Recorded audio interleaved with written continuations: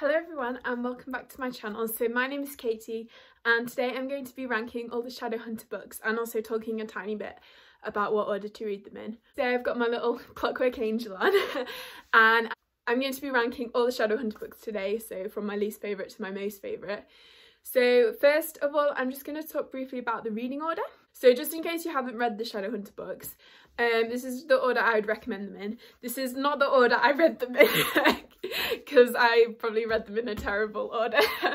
But yeah, so I would recommend starting with the first 3 books in the Mortal Instruments. So basically in the Shadowhunter world, there's different trilogies set in different times.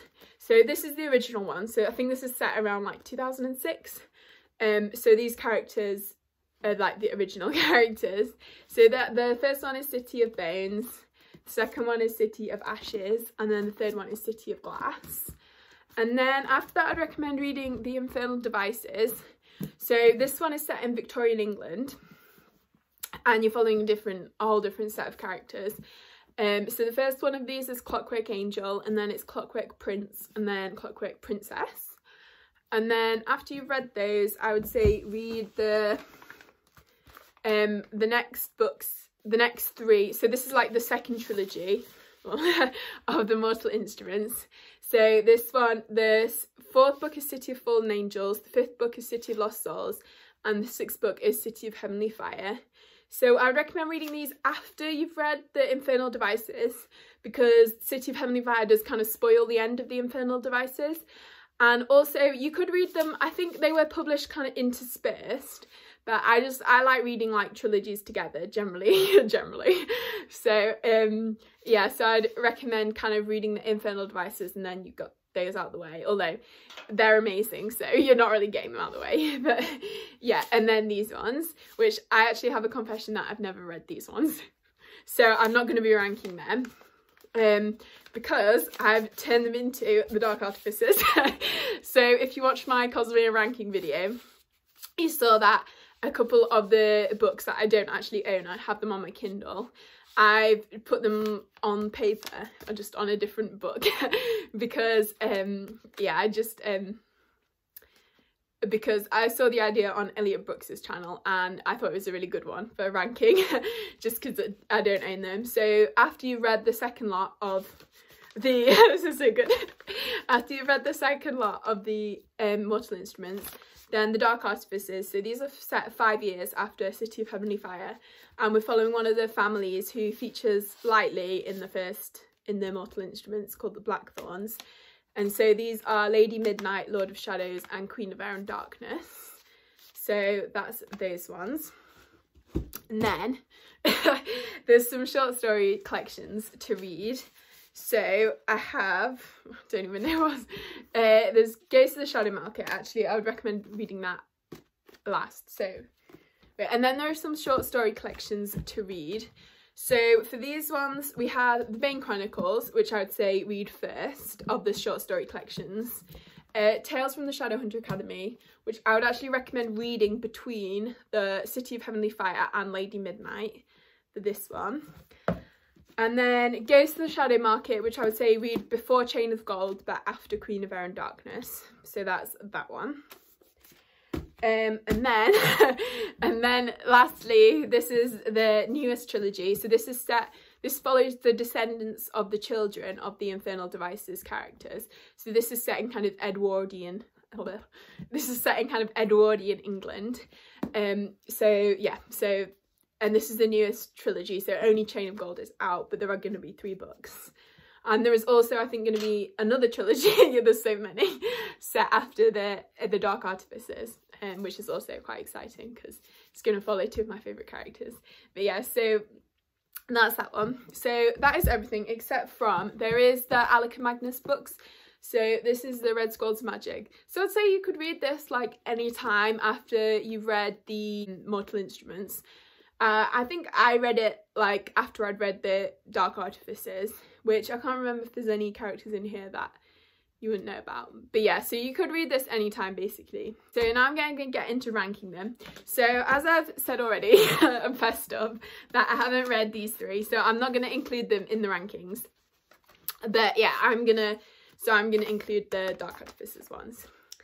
So I think at the bottom is going to be City of Ashes, which is the second book in the Mortal Instruments. So this one is, if you read the book, there's a bit of some dubious stuff going on in this one.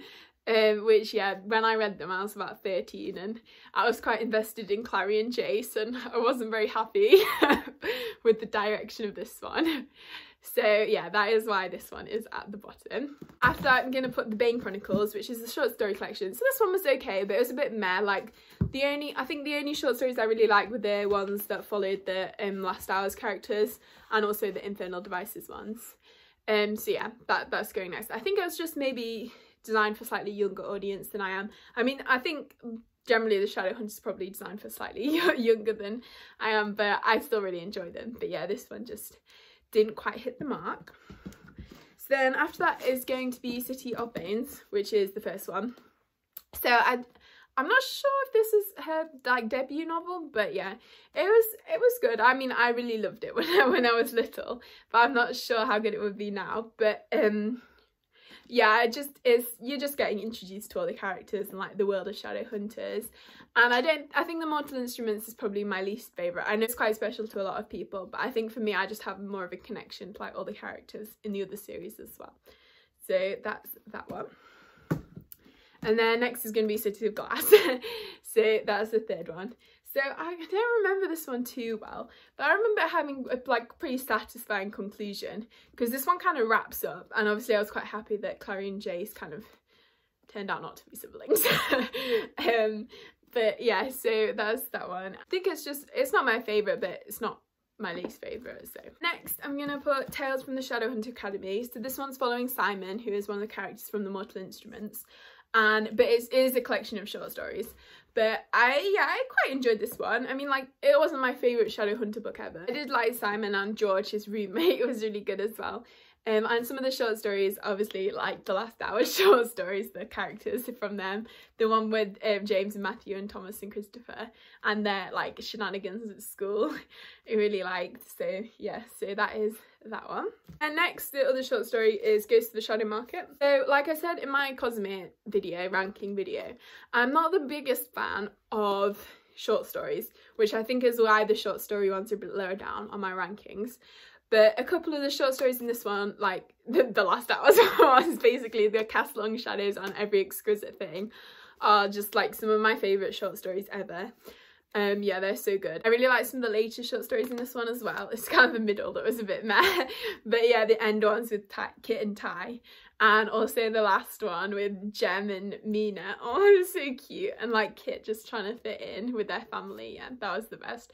But yeah, so this one is kind of middle of the road for me. There were some really good ones, but there were also some kind of meh ones.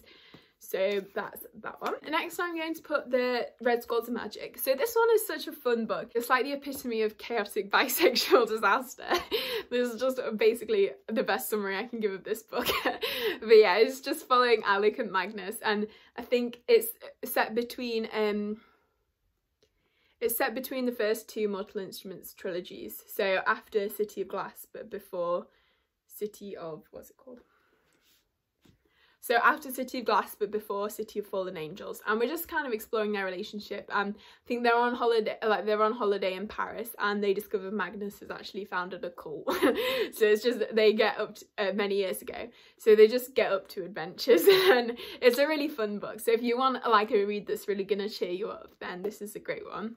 So then the next ones are so hard to rank, but I think I'm going to say Queen of Air and Darkness is next, because I think this is probably my least favourite, yeah, my least favourite in the, this is my least favourite in the Dark Artifices, even though I still loved it. I gave it 5 out of 5 stars, but I think the ending is just a little bit of a cop-out, like with Julian and Emma and the kind of way it all wraps up is a bit, yeah, cheesy, but it was still good. And yeah, I really like Julian and Emma. I know a lot of people don't, but I really like them. Like the angst, oh, so good. And also I just love all the Blackthorns and all the characters basically in this one. Yeah, I love that one, and I didn't mind that it was quite long. I quite like long books. So yeah, it was a bit slow in parts, but yeah, really enjoyed it. And the beginning was so heartbreaking as well, like all the characters are kind of dealing with grief, which I thought was a really good thing to see in a book. So that one is next. And then it's going to be, no. And then next is going to be Clockwork Prince. So Tessa on the back. Is, so this is the middle book in the Infernal Devices. So yeah, so I like this one. I like that we're getting to follow Jem more, and yeah, I just love Jem. He's like one of the best Shadowhunter characters. But yeah, and I quite like the plot of this one. I think this one's probably the slowest book in the Infernal Devices, but I still really love it. I reread them all in January, the Infernal Devices, before Chain of Gold come out, and I just love them so much. Like the nostalgia is just so good. Yeah, so I really like this one. And next is going to be Clockwork Angel, which is the first book in the Infernal Devices. So I have the nice collector's edition, which is so pretty. I actually got this one for half price, which I was so happy with. In Waterstones, they had a bunch of like, I don't know if they were damaged or something, but in the, I mean, I can't tell that it's damaged, but in the clearance section, they just had them all for half. Well, they only had one, but for half price. So I was very happy with that. So yeah, so this is just so pretty, and also there's like art in the first pages. Oh, the photo of Will is quite swoon worthy. So that's that one. And I also really love, yeah, Charlotte and Henry, and yeah, I just love the characters in this one so much. And yeah, there's Gabriel. And yeah, and getting introduced to them, and I really like the plot in this one, just kind of Tessa like discovering who she is basically. And I know some people think Tessa's a bit like boring or whatever, but I really love her.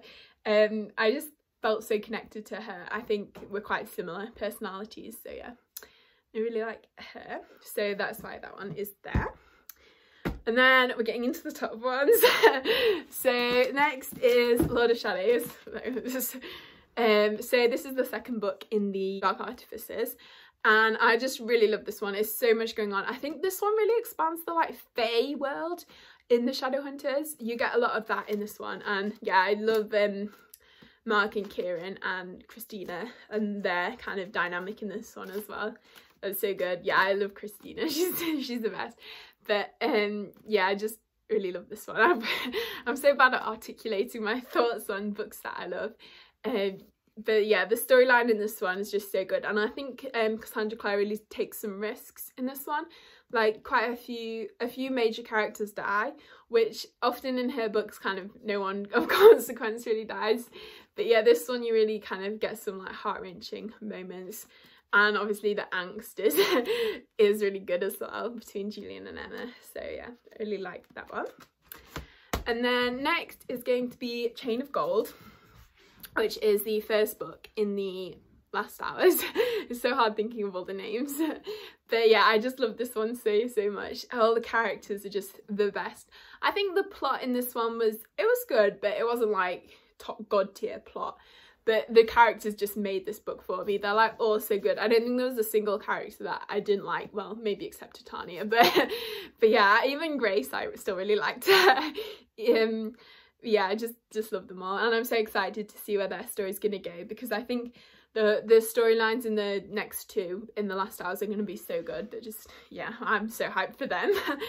But yeah, I just love this one. And of course the collector's edition is so pretty as well. But yeah, so that is that one. Second spot is going to be Clockwork Princess. So I have this one on my Kindle. So yeah, this one's just it's like so emotional. I'm not sure, I think there was only like one chapter where I sort of teared up a bit, which is I think it's only about chapter 5, which is where Will and Jem are talking, and just their kind of bromance is just so good. They're like the best parabatai, and yeah, it's just so emotional. And all the scenes like between Will, Jem and Tessa, they're just all so good. And yeah, just love them. And I think this is a really excellent conclusion. All the kind of storylines tie up nicely, and I was actually really satisfied with the way kind of Tessa comes into her powers, if that's sort of what happens at the end, and sort of in the climax and everything that happens there. I thought that was really good. And obviously the epilogue is quite emotional as well, but I thought it's just a really fitting thing. Yeah, it's just excellent. So that is that one. And then finally, my favourite Shadowhunter book is Lady Midnight. So I have this one on my Kindle, which is why it's one of these. But yeah, I just love this one so much. I think the plot in this one is so good. I just really love murder mysteries, and I think, and the way this one was doing like all the Hands of Glories and stuff, it's just so good. And yeah, I really love Julian and Emma and all the Blackthorns basically. Yeah, I just getting to know all the new characters like Christina and Mark and Kieran. I love all of them. And yeah, I just really love this one. I think there's just something special about it, kind of, because I actually read, so I read The Mortal Instruments when I was quite young, so about 12 or 13 in school, and then I didn't really read any of the Shadowhunter books until Lady Midnight. So I love this one so much. And also you kind of seeing like little Easter eggs and stuff from the other series, which is cool. And also, yeah, I didn't notice them when I was reading, but I think there are some little hints and stuff about the last hours in these books, in the Dark Hospices, so I really want to reread them and see what I can spot. And I think you can just tell it's like a step up from her other books, or from the earlier books, because I mean, like Lord of Shadows and Queen of Darkness and Chain of Gold all kind of have this sort of plot weaving almost, and I think they all come together really well, and there's like more characters and it's just more ambitious. And I think I really love that because I love adult fantasy, so it's nice seeing the kind of development of her writing. So yeah, so that is that one. So I'm gonna show you the stack. So go from the top. So Lady Midnight, Clockwork Princess, Chain of Gold, Lord of Shadows, Clockwork Angel, Clockwork Prince, Queen of Darkness, Red Squad's Magic, Ghost of the Shadow Market, Tales from the Shadowhunter Academy, City of Glass, City of Bones, Bane Chronicles, and City of Ashes. So that is everything. So if you've read the Shadowhunter books, I'd love if you could leave me a comment telling me which is your favourite or which is your least favourite or anything in between. And if you haven't read them, maybe tell me which one you think might be your favourite or which series you're most interested in. I would love to chat about it. And if you enjoyed the video, please give it a like and consider subscribing if you haven't already. And I will see you next time.